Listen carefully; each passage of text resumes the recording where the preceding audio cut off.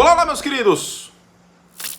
Penúltimo vencedores e perdedores desta temporada da NFL. Tá acabando, aproveitem, tá? Depois só o vencedores e perdedores do Super Bowl. Queria anunciar que eu vou fazer o vencedores e perdedores do Big Brother Brasil também, todas as semanas. Não tô brincando, não vou fazer não. Vai aparecer um monte de gente xingando. Vamos lá. Temos 2 jogos para analisar. Quantos eu consegui separar aqui?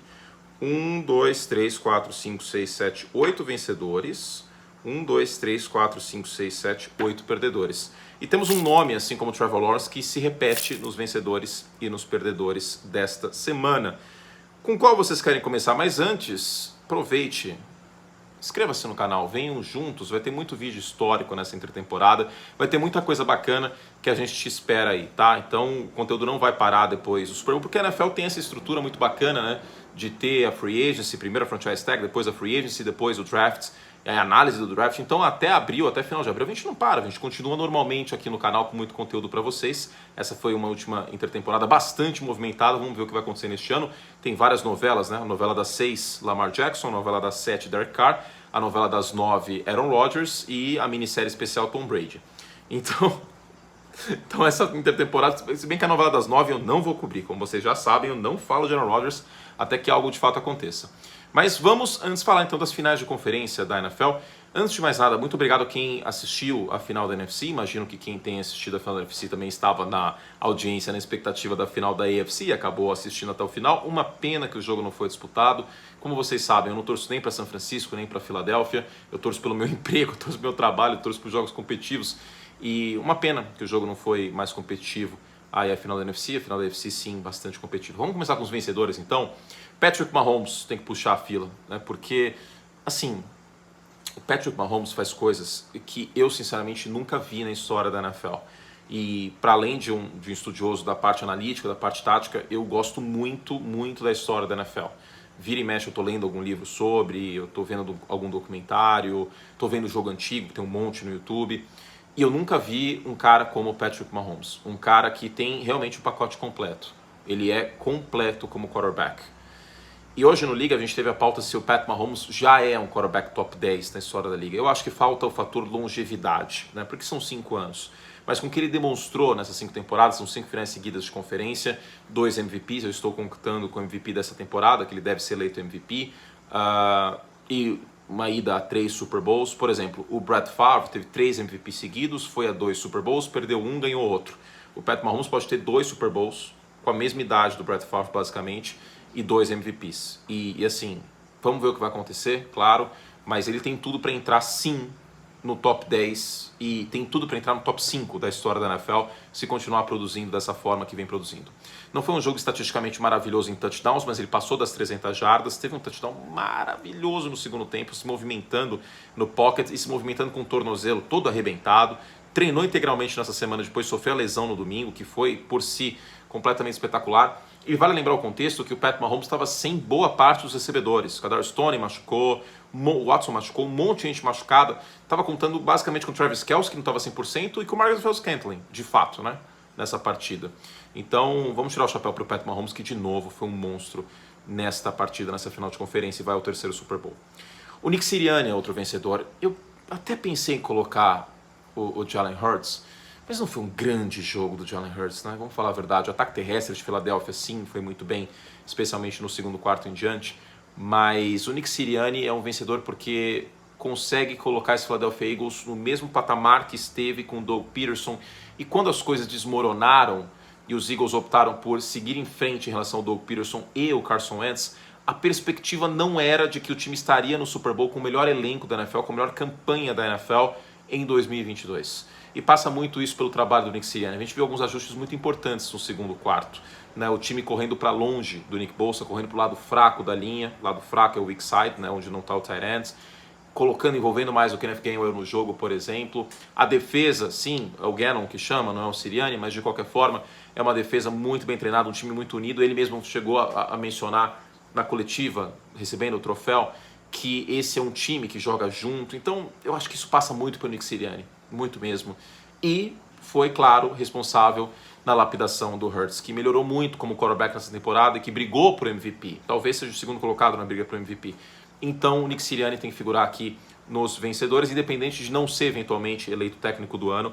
Pode ser que seja ele, pode ser que seja o Brian Daboll, vamos ver o que vai acontecer. Aliás, as premiações de temporada, eu vou postar vídeo aqui dos meus prêmios, quem são o melhor quarterback, o meu barra MVP, o jogador ofensivo do ano, o calouro, o técnico, vai ter prateleira de técnico nessa semana. Boa parte desses vídeos exclusivos para os membros Lec Plus. Então, clica aqui embaixo e seja membro Curte Plus agora mesmo. É baratinho, vem com a gente. Terceiro vencedor, Haason Reddick, porque, de novo, não teve contrato renovado. Primeiro em Arizona, depois em Carolina, encontrou refúgio nos Eagles, um contrato até bem ok para a produção que ele tinha, 15 milhões, mais uma excelente assinatura do Howie Roseman, general manager dos Eagles, que é o melhor GM da NFL para mim, né, Tom? O Tom concorda. Então, o Haason Reddick teve 3 sacks e meio, a melhor marca do jogador dos Eagles, que tiveram Red White já, em pós-temporada, na história da franquia. E ele sequer foi indicado ao prêmio de defensor do ano. Tá meio pistola com isso, talvez isso tenha motivado ele para essa pós-temporada. E o Reddick mais um ano muito forte, né? Então mostrando que não é um sucesso de carnaval. Foi dele a pressão responsável pelo primeiro turnover, infelizmente pela lesão do Brock Purdy, mas o primeiro turnover da partida de São Francisco foi numa pressão do Reddick, aquele fumble no primeiro quarto. O Chris Jones, indo para outro jogo agora rapidamente, também é um grande vencedor. O Pat Mahomes foi o líder do time, conduziu a campanha da vitória e tudo mais, mas o Chris Jones teve 8 pressões, de acordo com o ESPN Stats and Info, e essa é uma das melhores marcas em pressões por um jogador defensivo desde 2017, que é quando começaram a traquear isso, começaram a acompanhar isso com essa plataforma, que é o Big Data, né? E o Chris Jones, nas 8 pressões, nenhuma jogada positiva de Cincinnati. A pressão derradeira foi o sack naquela campanha, em terceira descida, que o Joe Burrow acabou sofrendo o sack e deu mais uma oportunidade para Kansas City no final do jogo. Grande jogo dele, 15 sacks na temporada, indicado defensor do ano, e num ano pior do Aaron Donald, o Chris Jones foi o melhor jogador de interior de linha defensiva. E vocês sabem que a gente está falando isso, assim, é meio que óbvio até pela produção dele neste ano, já há algum tempo, não é só por conta desse jogo.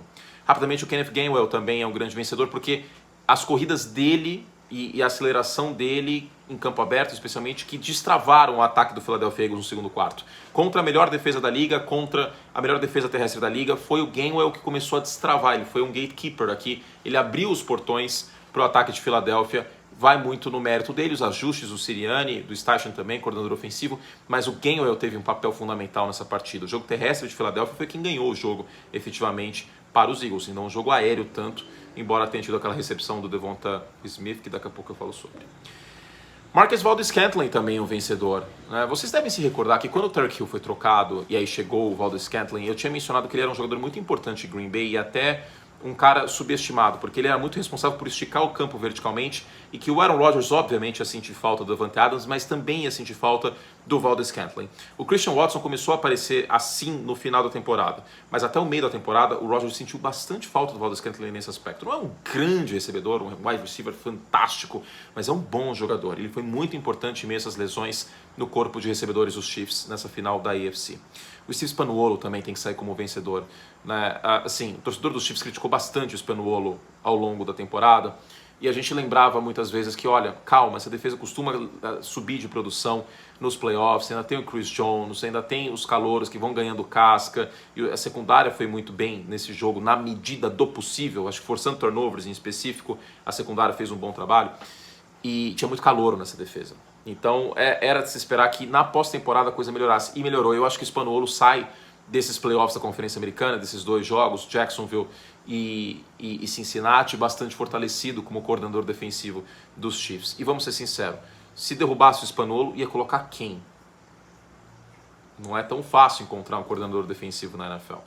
Por fim, 2 vencedores rápidos, Andy Reid e a família Kelce, porque esse Super Bowl vai ter nuances fortes dos dois. O Andy Reid, o outro time que ele foi head coach, foi o Philadelphia Eagles, com quem ele chegou no Super Bowl 39 em 2004, e a família Kelce, porque o Travis Kelce e o Jason Kelce, tight end dos Chiefs, center dos Eagles, vão se enfrentar no Super Bowl 57. Curioso que isso aconteceu no beisebol também, na final da Liga Nacional, né? A família Nola.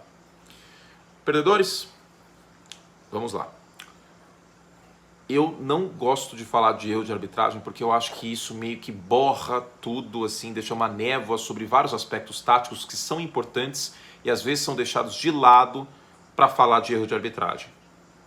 E eu não sou fã, vocês sabem disso. Eu sou um comentarista técnico, da parte técnica do jogo, da parte histórica e tal. Eu não gosto muito de entrar nos meandros dos erros de arbitragem.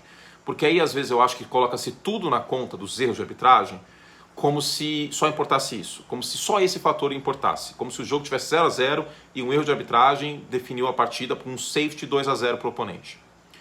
Eu tinha um técnico na época de faculdade, eu joguei handball na universidade, para quem não sabe, e ele falava muito assim pra gente, eu falei isso no vídeo dos membros na segunda-feira: não se coloque em posição de depender da arbitragem para ganhar ou perder o jogo. E queira ou não, o Cincinnati Bengals se colocou em posição de depender da arbitragem. Eu acho que Cincinnati perdeu só porque teve erro de arbitragem? Não. Foi um fator forte na derrota de Cincinnati? Sim. Por isso que eu não posso deixar de falar aqui que a arbitragem da NFL é uma perdedora. E eu digo que não só por esse jogo. Na final da NFC, os árbitros perderam o controle da partida e aí o pau comeu. O Trent Williams fez aquela doideira lá de puxar o Wallace pelo colarinho. E no primeiro quarto teve a recepção que não foi recepção do Devonta Smith. A bola bateu no chão e o replay official poderia, de ofício, iniciar uma revisão e não iniciou. São Francisco acabou não desafiando. Eu até entendo que não tenha desafiado, porque era no primeiro quarto, não queria gastar um desafio e tudo mais. E talvez não tinha uma imagem realmente definitiva para apertar esse gatilho e jogar a flanela vermelha no gramado. Mas existe um árbitro, existe um oficial que poderia fazer essa revisão sem necessitar do desafio. Não fez. Foi um erro e terminou a campanha em touchdown. Isso na final da NFC. Na final da AFC, houve holdings que não foram marcados. Houve roughing the passer no Burrow que não foi marcado. Houve contato ilegal que foi marcado, na minha opinião, não corretamente. A terceira descida foi um espanto de tão bizarro aquilo, né? Por um erro de cronômetro, Kansas City teve 2 terceiras descidas. Acabou não afetando tanto no fluxo do jogo, porque não converteu tal. Mas de qualquer forma foi feio. Eu não acho que exista uma grande teoria da conspiração, tipo o homem não andou na lua, ou Paul McCartney foi substituído, de que a NFL queria o Pat Mahomes no Super Bowl. Eu não acho isso. Tá? Agora, independente dos erros de arbitragem, Cincinnati teve a bola 20-20 no final e não conseguiu matar uma campanha porque o Chris Jones é um monstro. E aí a gente vai tirar 8 pressões do Chris Jones e as 2 interceptações do Joe Burrow, que quase foram mais que uma, inclusive voltou uma interceptação por conta da falta. Se houvesse uma grande teoria da conspiração para Cincinnati ser eliminado, não teria voltado aquela interceptação. E a gente vai colocar tudo isso só na conta do erro da arbitragem, que houve sim, não acho que seja certo. Então a arbitragem da NFL sai sim como perdedora, não foi um bom dia para os árbitros, erraram sim mais em relação a Kansas City do que Cincinnati, em favor de Kansas City, mas é isso, Cincinnati também não conseguiu finalizar o jogo, não pode depender dos árbitros. Eu espero que o torcedor dos Bengals de coração entenda essa minha visão. Respeito o torcedor que está magoado, está chateado, foi horrível para ele, tenho certeza, mas eu não acredito numa grande teoria da conspiração nesse aspecto, não faria muito sentido, sinceramente. Eu acho que eles erraram porque eles erraram, ponto, não porque existe uma grande teoria e tal. O entretenimento na final da NFC é um perdedor também, né? Eu até falei no vídeo da segunda-feira, pô, eu fico chateado porque assim, porque a gente estudou para esse jogo, a final de conferência é o jogo que eu mais estudo. Pra vocês terem ideia, a prévia no Pro Football teve 1.800 palavras. Imagina que isso é só uma parte do meu estudo para o jogo. Infelizmente eu tive que rasgar. Deixa eu rasgar aqui. Vencedores e perdedores da semana passada, tá aqui. Tive que rasgar boa parte do que eu tinha estudado para o jogo, porque não teve como, né? Sem o Brock Purdy. Com o Brock Purdy, São Francisco teria vencido? Eu acho que não, sendo sincero. Tá? Daqui a pouco eu falo também muito o porquê. Mas com ele haveria uma chance. Sem ele, nitidamente, não havia uma chance. Tá? Então, faltou... eu não coloquei ele nos vencedores, né? Falando do Brock Purdy. Eu ia colocar ele como vencedor em certa medida, porque na ausência dele foi dado o valor. Mas acabou depois saindo uma informação que eu acho que não faz muito sentido colocar ele nos vencedores. Daqui a pouco eu falo sobre. Mas de entretenimento foi um grande perdedor. E adicionalmente a Fox, nos Estados Unidos, ela foi uma grande perdedora, porque ela faz a final da NFC todos os anos. A final da NFC foi fantástica, foi 20-20 até o final. E a final da NFC foi um sacode. A CBS passou um bom jogo. E a Fox, eu não vi os números de audiência ainda, mas eu acho que deve ter sido um tanto quanto sofrível em relação a isso. Então a Fox é uma perdedora também. Mas a Fox tem Simpsons, então... Se bem que agora é da Disney, né? Mas enfim, tudo da Disney. Eu sou da Disney. Vou imitar o Mickey, ó. Haha, é mesmo? Para de me imitar, curte! Agora eu vou ficar triste. Kyle Shanahan é um perdedor. Na boa, vamos lá. O que acontece em São Francisco? Qual é a maldição de quarterback? Tipo, os caras fizeram, sei lá, um acordo com o universo, assim, ó, vocês vão ter o Joe Montana, depois vocês vão ter o Steve Young, e aí vocês vão ter uma maldição de quarterback pelos próximos 40 anos, tudo bem? Alguém topou isso? Porque, cara, o time chegou a 4 quarterbacks nessa temporada. Miami teve 3, São Francisco teve 4, com Josh Johnson. Pra vocês terem ideia, o Josh Johnson entrou na NFL em 2008 com o Joe Flacco e o Matt Ryan. Isso é o tanto de tempo que faz. E ele nunca foi titular de fato, assim, um titular de respeito na liga. Ele foi chamado às pressas para ser o reserva do Brock Purdy pela experiência dele, papipopopó. Mas, bicho, ele entrou no jogo. E acho que isso é a prova de que não dá para pegar, como eu falei no vídeo de segunda-feira, qualquer um na esquina ali, pegar meu gato, o Tom, colocar ele under center e falar assim, ó, se vira aí, roda o sistema do Shanahan. Porque como o sistema do Shanahan, ele é sim amigável ao quarterback, parece que qualquer um pode entrar lá, pode colocar eu lá e dar tudo certo. Não é bem assim. O Josh Johnson perdeu o Deebo Samuel completamente aberto no meio do campo. E depois o George Kittle só faltou ele dançar Macarena aberto, assim, como era? Assim, Macarena? É. Só faltou ele dançar Macarena, tão aberto que ele tava, e o Josh Johnson simplesmente não viu ele. E tadinho, ele ficou mal frustrado. E pô, o Kyle Shanahan, ele tava pistola no primeiro tempo, reclamando com os árbitros. No segundo tempo ele só tava assim, ó. Tipo, que vontade de dar um abraço em Kyle. Ele não merece isso, hein? Cacete, todo ano acontece alguma coisa, cara, na posição de quarterback. Jesus. Força, Kaká. Instituto Kyle Shanahan vai te apoiar. O Brock Purdy é um perdedor porque... Ai, que lesão pra ter, hein, no cotovelo para um quarterback. E ele não tinha condições de voltar, ficou muito nítido isso. 6 meses fora. Informação da Adam Schefter hoje. Você vê, tá melancólica essa parte do vídeo, né? Kaká, aí agora Brock Purdy, que foi uma grande história. Eu vou confessar uma coisa. O Brock Purdy foi uma das histórias, foi uma das situações táticas de um jogador entrando e tal, mais difíceis, uma das, não a mais, porque é difícil eleger a mais, mas uma das mais difíceis que em 11, 12 anos trabalhando com isso, eu tive. Porque assim, ele já era um quarterback diferente do quarterback de Iowa State, mas ao mesmo tempo não dava pra gente cravar que ele seria o maior da história, ou que ele já tinha que ser titular de qualquer jeito, ter que trocar o Trey Lance, ou que ele era um quarterback top 5, etc, porque ele estava jogando bem. E eu sempre tive a curiosidade de como seria eu fazendo vídeos aqui no YouTube quando o Tom Brady ascendeu em 2001, ou quando o Kurt Warner ascendeu em 99, porque, cara, é muito raro acontecer isso. Um calouro, 7ª rodada. Aliás, o Brady e o Warner não eram calouros, né, inclusive. O Kurt Warner... ele é do draft 94, não foi draftado. O Brady de 2000. O Brock Purdy era a última escolha do draft de 2022. E, para vocês terem ideia, o Skylar Thompson foi uma escolha de 7ª rodada também. E olha a diferença entre os dois, né? Assim, é grande. Então, eu queria muito colocar o Brock Purdy no lado dos vencedores também.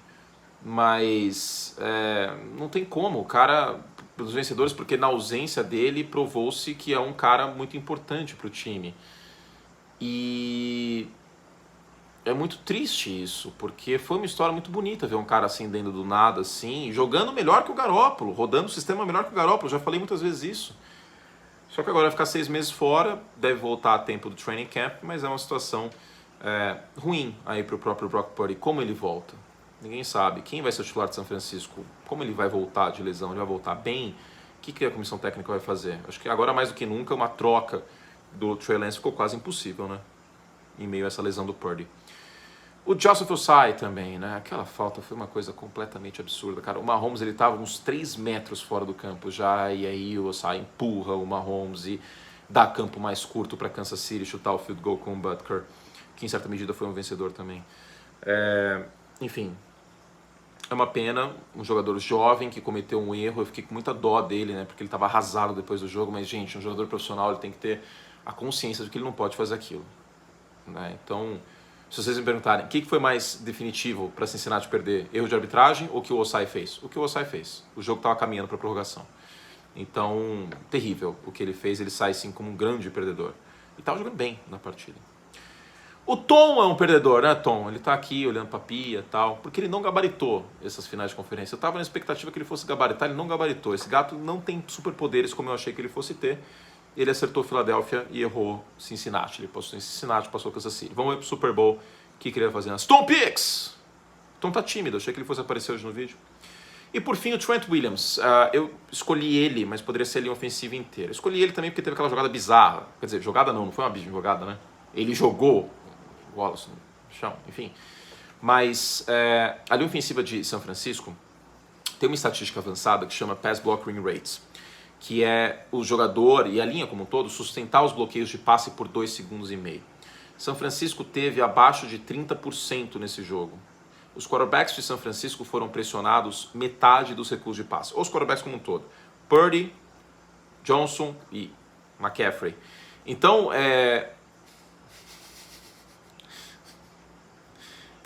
a linha ofensiva de São Francisco fez um jogo tenebroso. Tenebroso. Linha defensiva, o front de Filadélfia foi um jogo fantástico. Já coloquei o Redick aqui, foram 11 pressões. E eu acredito que mesmo se o Brock Purdy tivesse jogado o jogo inteiro, provavelmente o Philadelphia teria vencido também por conta disso. O jogo morreu um pouco ali para São Francisco. Não foi só na saída do Purdy. Mesmo enquanto o Purdy estava em campo, a linha ofensiva já estava jogando muito mal. Tá? Então, coloquei o Trent Williams como um microcosmo, porque para mim ele é o melhor offensive tackle da liga, mas teve essa besteira no final do jogo. E diga-se que os jogadores dos Eagles não mandaram bem na provocação, etc. Não devia ter acontecido aquilo tudo. Mas o que ele fez passou ainda mais do ponto. E a linha não jogou bem. Tá? Por fim, um perdedor adicional é o futebol americano de 1932. Ou de 1931, no caso. Até 1932, para você passar a bola para frente, você tinha que estar aqui a linha de scrimmage. Você tinha que estar 5 jardas antes da linha de scrimmage. Basicamente, o que a gente tem como Hail Mary hoje era o jogo aéreo, naquela época. Era uma medida de desespero. O San Francisco 49ers, depois que o Josh Johnson machucou, saiu com concussão para o protocolo, ele virou um time de 1931 no ataque. Era só corridas diferentes, com o Deebo Samuel em movimento e tudo mais, e simplesmente não foi para frente. Não tem como um time de 1931 vencer uma partida na NFL numa final de conferência contra uma defesa muito boa. Então, acho que deu pra ver como o futebol americano evoluiu nesses quase 90 anos aí, porque, cara, sem o passe, absolutamente sem o passe, como era o caso de São Francisco, não tinha como. Infelizmente, não tinha como para os 49ers. É isso, meu Brasil. Fizemos o que podíamos. Um beijo carinhoso, obrigado pela companhia em todos esses vencedores e perdedores. Eu volto com vencedores e perdedores do Super Bowl, tá? E é isso, ao longo dessa semana a gente volta com mais vídeos, meus prêmios de temporada. Eu vou fazer um vídeo também dos meus palpites dos prêmios de temporada, quais eu acho que vão ganhar. Vou fazer também prateleira de técnicos. E se vocês quiserem, eu posso fazer prateleira de quarterbacks, porque essa semana vai ser pior de pauta, vamos falar a verdade, né? Tem o Pro Bowl no domingo, que eu vou estar na transmissão inclusive, espero vocês. E na quinta-feira tem o Skills Challenge, mas essas pautas dão uma diminuída nessa semana, tá? Tem técnicos também, vou fazer vídeo. Fiz vídeo, que eu tô falando no passado, na segunda-feira à noite, fiz vídeo sobre a contratação do Carolina Panthers do Frank Reich, que foi chefe já do Nick Sirianni, né? Inclusive, o Sirianni era de Indianápolis. Beijo carinhoso, que você tenha um ótimo resto de dia, um ótimo resto de noite. Assine o Curte Plus para mais vídeos e vamos juntos aí rumo ao Super Bowl 57, Philadelphia Eagles e Kansas City Chiefs no dia 12, domingo, às 8h30, ESPN 2 Star Plus, tá bom? Estarei no Abre o Jogo, estarei no pós-jogo, vai ser uma delícia. Tchau, beijo.